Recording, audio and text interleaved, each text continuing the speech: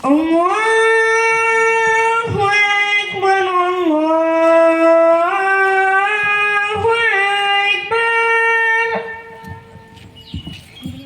சொல்லிட்டாங்களா? தொழுகணும், மாசாக்கு போகணும், ஒரே மனையா இருக்கே. ஆமா, கொஞ்ச நேரம் அதை சொன்னா கொஞ்ச நேரம் தொழுக சொன்னாவே இவ்வளவு அலுப்பா இருக்கு. எவ்வளவு நேரம் டிவி பார்த்தாலும் செல்போன் பார்த்தாலும் அலுப்பாவே இல்லையே. உஸ்தாத் கிட்ட கேட்டா சைத்தான் உஸ்லாட்டோன்றாங்க, அம்மா கிட்ட கேட்டா நீயே ஒரு சைத்தானா, உன்னை எப்படி சைத்தா ஒளி கொடுக்கும்னு கேட்குறாங்க. என்ன பண்றது? சரி, கொஞ்ச நேரம் தூங்கி எந்திரிப்போம். என்னடா இது, பழக்கடையில கூப்பிடுற மாதிரி கூப்பிடுறீங்க? அம்மா, நீங்க யாரு? நான் சொர்க்கம். சொர்க்கம்னா சொர்க்கமே இல்லை, சொர்க்கத்தை பத்தி சொல்ல வந்திருக்கேன். நான் நரகம். நரகம்னா நரகமே இல்லை, நரகத்தை பத்தி சொல்ல வந்திருக்கேன். உங்களை இதுக்கு முன்னாடி இங்க பார்த்ததே இல்லையே. எங்களை பார்த்திருந்தாதான் நீங்க நேர்வழி பெற்றிருப்பீங்களே. எப்படி? சொர்க்கத்தை பார்த்திருந்தா நம்பிக்கையோடு ஆர்வத்தோடு அமலையே மூழ்கி இருந்திருப்பீங்க. அப்ப நரகத்தை பார்த்திருந்தா? நரகத்தை பார்த்திருந்தா பயத்தோடும் இரையச்சத்தோடும் செஞ்ச பாவத்துக்கெல்லாம் தௌபா தௌபான்னு கண்ணீர்ல மூழ்கி நரகத்துல இருந்து பாதுகாப்பு தேடி இருப்பீங்க. ஏன் அப்படி? உங்கள்கிட்ட என்ன இருக்கு? இங்க ஜன்னத்துல் ஃபிர்தௌஸ், ஜன்னத்துல் நயீம், ஜன்னத்துல் மாவா, ஜன்னத்துல் குல்ஸ், ஜன்னத்துல் கரீர், தாருல் சலாம், தாருல் ஜலால், தாருல் கரார்னு 8 சொர்க்கம் இருக்கு. ஒவ்வொரு சைடுக்கும் ஒவ்வொரு சொர்க்கம் கிடைக்கும். இங்க ஜஹன்னம், லாயிலா, ஹுத்தமா, ஷாகர், ஜஹீம், ஷாஹீர், ஹாவியா அப்படிங்கிற 7 நரகம் இருக்கு. ஒவ்வொரு தவறுக்கும் ஒவ்வொரு வேதனைக்கும் ஒவ்வொரு நரகம் கிடைக்கும். இங்க 100 படித்தளங்கள் இருக்கு. அதுல ஒண்ணு இல்ல, உலகத்துல இருக்க எல்லாரும் ஒண்ணு சேர்ந்தாலும் இன்னும் விசாலமானதாவே இருக்கும். மறுமையாளர் தன் தவறுகளை மறைக்கவோ தப்பிக்கவோ முடியாது. அவங்களோட கை கால் எல்லாமே நடந்தது அப்படியே சொல்லும். நரக வேதனையிலிருந்து தப்பிக்கிறதுக்கு உலகத்துல இருக்க எல்லா பொருளையும் நஷ்டஈடா கொடுத்தாலும் அவங்க ஏற்றுக்கொள்ளப்படாது. நம்மளோட கை கால் நமக்கு எதிராக பேசுது. நமக்கு தான் வாய் இருக்குல்ல, அது மட்டும் இல்லை, எனக்கு கொஞ்சம் பெரிய பெரிய ஆளுங்கெல்லாம் தெரியும்.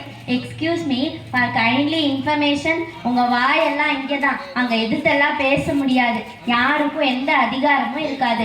எல்லாமே ஒருவர் மட்டும்தான் அங்கே முழு அதிகாரம் படைத்தவனா இருப்பான். எந்த கண்ணும் பார்த்திடாத, எந்த காலும் கேட்டிடாத, எவரும் சுவைத்திடாத இன்பம் இருந்த இடம். அல்லாஹ்வை நெருங்கி இருக்க உயர்ந்த நிலை உண்டு. அது மட்டும் இல்லை, இங்கே இருக்க ஒரு மரத்தின் நிலையில் 100 வருஷம் பயணிச்சாலும் கடக்க முடியாது, அந்த அளவு பெருசு. எனது 100 வருஷம் பயணம் செஞ்சாலும் தீராத நிலம். சூப்பரா இருக்குல்ல? என்ன இருக்கு? மன இச்சைகளால் சூழப்பட்டது. இணை வைக்கிறவங்க, இறைவனை மறுக்கிறவங்க, பாவம் செய்யறவங்க, அநியாயம் செய்யறவங்க, வட்டி வாங்குறவங்களுக்கு உரிய தண்டனை இங்க இருக்கு. நான் பாவம், பலவீனமானவன், ஏழை இல்லா சொல்லி இங்க தப்பிக்கவே முடியாது. பயங்கரமான தண்டனை கொடுக்கிற இடம் தான் இது. இனிமை தரும் கனிகளிடம் தான் சொர்க்கம். முள்ளில்லாத இலந்தை மரம், குலையா பழம் தர வாழை மரமும் இங்க இருக்கு. நம்ம விரும்புகிற பழங்கள்லாம் இங்கே கிடைக்கும். ஒரு மரத்தில் நம்ம ஒரு பழம் பறிச்சா உடனே இன்னொரு பழம் வந்துடும். பறிக்க குறையாத பழம் இங்கே இருக்கு. வாவ், செம்மையா இருக்குல்ல? இங்க கடும் பசியை சந்திக்கிற நரகவாசிகளுக்கு உணவு இருக்கு. பரவாயில்லப்பா, கொடுமைப்படுத்தினாலும் சோறு போடுறீங்களே. நரகத்தின் அடிப்பாகத்துல வளர ஒரு விஷ செடியும் ஜக்குங்கிற ஒரு மரமும் கொடுக்கப்படும். அதை வச்சு அவங்க வயிற்றை நிரப்பிக்கணும். ஆனாலும் பசி தீராது. எனது விஷ செடியை சாப்பிடணுமா? எங்க அம்மா செய்யற பாவக்காய வேணாலும் ஒண்ணு பண்ணுங்க, பயமா இருக்கே. இங்க என்ன முடியல, நீங்க ஆசைப்படுற கனி வகையும் இறைச்சியும் கொடுத்துட்டே இருப்போம். சொர்க்கவாசிகள் ஒரு பறவையை பார்ப்பாங்க, அப்பதான் விரும்புவாங்க. அப்பதான் உங்களுக்கு பிடிச்ச மாதிரி ஃப்ரையாகி கிடைக்கும். எனது ஆசைப்பட்டாலே போதுமா? சமைக்க தேவையே இல்லையா? சூப்பரா இருக்குல்ல? இங்க இருக்கு.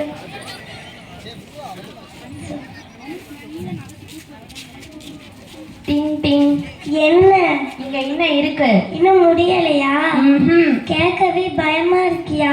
பாவம், ஜாலியா செய்றீங்கல்ல, அனுபவிச்சுதான் ஆகணும். நிச்சயமா ஜக்குங்கிற மரம் பாவிகளோட உணவா இருக்கும். அது உருக்கப்பட்ட செம்பு மாதிரி இருக்கும். தண்ணி குடிக்கிற செம்பா?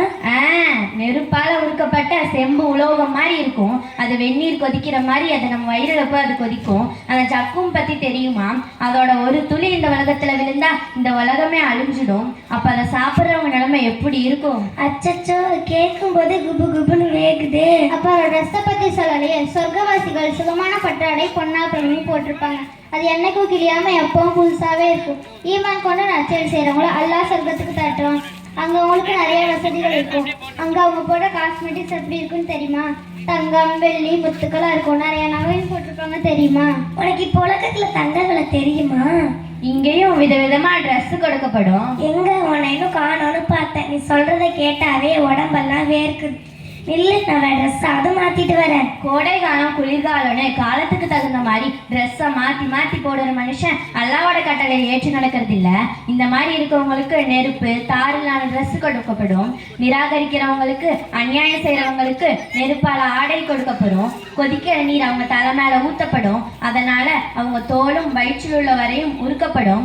அப்ப அவங்க முகங்களையும் நெருப்பு மூடி இருக்கும். நவதுபில்லாஹினா நரகத்தை பார்த்தாவே பயமா இருக்கு. நான் இதை பத்தியே விசாரிச்சுக்கிறேன். ஆமா, சொர்க்கத்துல குதிரை இருக்கா? எனக்கு குதிரைன்னா ரொம்ப பிடிக்கும். பறக்கிற குதிரை ஓகேவா? எனது குதிரை பறக்குமா? அப்ப யூனிக்கானா? செம்ம சொல்லு. இங்கே பறக்கிற குதிரையெல்லாம் இருக்கு. சொர்க்கவாசிகள் சுத்தி பார்க்க நினைச்சா குதிரையில போகணும்னு நினைச்சா யாக்கோதுங்கிற குதிரை கிடைக்கும். அந்த குதிரை அவங்கள நினைச்ச இடத்துக்கெல்லாம் பறந்து கூட்டிட்டு போகும். இங்க புக்துங்கிற பெரிய ஒட்டகத்தோட அளவு பாம்புகள் இருக்கு. அதுல ஒண்ணு கடிச்சா அதோட வேதனை 40 வருஷம் வரைக்கும் இருக்கும். அது மட்டும் இல்ல, இங்க கோவேரி கழுத சைஸ்ல தேள்கள் இருக்கு. அதுல ஒண்ணு கொட்டினா அதோட வேதனை 40 வருஷம் வரைக்கும் இருக்கும். என்னது 40 வருஷமா? இங்க கேட்டா சந்தோஷமா இருக்கு, கேட்கவே பயமா இருக்கே. ஆமா, இதை மட்டும் சொல்றீங்களே, என்ன செஞ்சா இங்க வரலாம்? கொஞ்சம் சிரமம் தான், சோதனைகள்லாம் வரும். அதெல்லாம் கடந்து அல்லாவோட கட்டளை கட்டுப்பட்டு நடந்தா இங்க வரலாம். இது ரொம்ப ஈஸி. நிறைய பாவம் செஞ்சு அல்லாவுக்கு பயப்படாம தப்பெல்லாம் செஞ்சு தொழுகாமல்லாம் இருந்தா இங்க வரலாம். மனுஷன்ல பாதிக்கு மேல அதைத்தானே செய்யறாங்க. திருத்தம் எல்லா மனசுலுமே இல்ல. ரமலான் மாசத்துல நோன்பு வைக்கிறவங்க ரயான்கிற வாசல் வழியா ஈஸியா இங்க வருவாங்க. உலகத்துல ஈமான் கொள்ளாதவங்களோட சேர்ந்து தீபாவளி பர்த்டே எல்லாம் கொண்டாடுறவங்க இங்க வரணும். ஈமான் கொண்டவங்கள தான் பாதிக்கு மேலதான் செய்யறாங்க. இங்க வந்து ஒண்ணும் இல்ல, ஒரு குழம்புல முங்கி எந்திரிக்கணும். அதென்ன ரசமா சாம்பார்? என்ன குழம்பு? நெருப்பு குழம்பு. நெருப்பா? சூடான குழம்பே சாப்பிட மாட்டேன். உலகத்துல சலாம பரப்புனீங்கன்னா இங்க சலாம் இருந்தா பேச்சே இருக்கும், பொறாமையில இருக்காது. உலகத்துல அக்கிரமக்காரர்கள் அநியாயம் செய்யறவங்க நரகத்துல எரி விறகா மாறிடுவாங்க. அடுப்புல விறக போட்டா எப்படி குபு குபுன்னு எரியுமோ அது மாதிரி அவங்க எரிவாங்க. சரிவர குர்ஆன் வழி தெரிஞ்சு அதன்படி நடந்தா இங்க உங்களுக்கு பிரகாசமான கிரீடம் அணிவிக்கப்படும். யார் இறைவசனத்தை நிராகரிக்கிறாங்களோ அவங்கள நரகத்துல போடுவோம். அவங்க தோல் கருகிரும், மறுபடியும் வேற தோல் மாற்றுவோம். இந்த மாதிரி மாறி மாறி நடக்கும். ஏன் புது தோல் மாறி மாறி போடுறீங்க? தோள்கள் தான் வலிய உணரும். அதுதான் அவங்க முழு வேதனையும் அனுபவிக்கணும்ல. அல்லாஹ் அதிக ஞானம் உள்ளவன். தாகமா இருக்கவங்களுக்கு தண்ணி கொடுத்தா ரஹீக்குல் மக்தூம்ங்கிற முத்தியிடப்பட்ட பணத்தெல்லாம் நமக்கு கொடுப்பான். அல்லாஹ்வின் வழியில தன் செல்வத்தை செலவு செய்யாதவங்க கஞ்சத்தனமா இருந்து சேர்த்தி வச்ச எல்லா செல்வத்தை உருக்கி அதன் மூலம் அவங்க நெத்தி முதுகு விழாப்புறத்துல சூடு போட்டு கடும் துன்பம் கொடுக்கப்படும். மறுமை நாள ஃபர்ஸ்ட் கேள்வியா தொழுகையை பத்தி தான் கேட்கப்படும். அதை கரெக்டா தொழுது பாஸ் ஆகி ஈஸியா இங்க வரலாம். தொழுகாம அந்த டைம்ல டிவியும் செல்லு பார்த்துட்டு இருந்தா இங்க வந்து நெருப்பு அனுபவிக்கணும். ₹1 தர்மம் செஞ்சா கூட அது 10 மடங்கு கூலி கிடைக்கும். அல்லாஹ் நான்னா 70 மடங்கு கூட கிடைக்கும். வட்டி வாங்குறவங்க பைத்தியம் முடிச்ச சைத்தான் போல அருவருப்பான தோற்றத்துல இருப்பாங்க. உண்மையை பேசுனீங்கன்னா நீங்க உண்மையாதானே பதிவு செய்யப்படுவீங்க. பொய் பேசினா கொதிக்கிற நீர் புகட்டப்படும். அதனால அவங்க குடல் துண்டு துண்டாகிடும். சொர்க்கத்துல கடைசி படித்தரம் எப்படி இருக்கும்? ஒரு மனுஷன்ட்ட அல்லாஹ் கேட்பான், ஒரு அரசனுக்கு கிடைச்ச மாதிரி கேட்போம், உனக்கு கிடைச்சா சந்தோஷமானு கேட்பான். அப்ப அவன் ரொம்ப சந்தோஷம்னு சொல்றப்ப அதோட 5 மடங்கு கிடைக்கும்னு அல்லாஹ் கொடுப்பான். அந்த அளவு கொடையாளி அல்லாஹ். உன்கிட்ட ஏதாவது குறைஞ்சபட்ச வேதனை இருக்கா? இருக்கே. நரகத்திலேயே குறைந்தபட்ச வேதனையே 2 பாதங்களில் ஒரு 2 நெருப்பு செருப்பு போடப்படும். அது அவங்க மூளையை உருக்கி எரித்து விடும். அப்ப அவன் இந்த நரகத்திலேயே நான் தான் கடுமையான வேதனை அனுபவிக்கிறேன்னு சொல்லுவான். ஆனா அதுதான் குறைந்தபட்ச வேதனை. அதுவா குறைந்தபட்ச வேதனை? அது மட்டும் இல்ல, நரகவாசிகள் அலறுவாங்க. ஆனா என் நெருப்பு இருக்கும், நெருப்பு குடை, நெருப்பு இருப்பு, நெருப்பு போர்வை, சூடு போடுதல், நெருப்பின் கடுமை, கொதிக்கும் நீர், நெருப்பு ஆடை, நெருப்பு குளியல், வெளியேற முடியாது, இறப்பு கிடையாது, தலைவருக்கு காப்பாற்ற முடியாது, உதவி செய்ய முடியாது.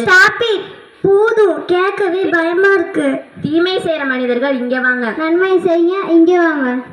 தீமை செய்யற மனிதர்கள் இங்க வாங்க. நன்மை செய்ய இங்க வாங்க. இங்க வாங்க, இங்க வாங்க, இங்க வாங்க. கனவா? சொர்க்கத்தை பத்தி கேட்க சந்தோஷமா இருக்கு, நரகத்தை பத்தி கேட்கவே பயமா இருக்கே. போனா நவுதுபில்லாஹிமின்ஹா. வேணாம் வேணாம். மதரசாவுக்கு படிச்சிருக்கோம்ல, சொர்க்கம் சிரமங்களை கொண்டும் நரகம் இச்சைகளை கொண்டும் மூடப்பட்டுள்ளது. இன்னும் தொலக ஆசைக்கு அடிப்பணியாம கொஞ்சம் கஷ்டப்பட்டு அல்லாஹ் கிட்ட துவா கேட்டு சொர்க்கம் பெற வழியை பார்ப்போம்.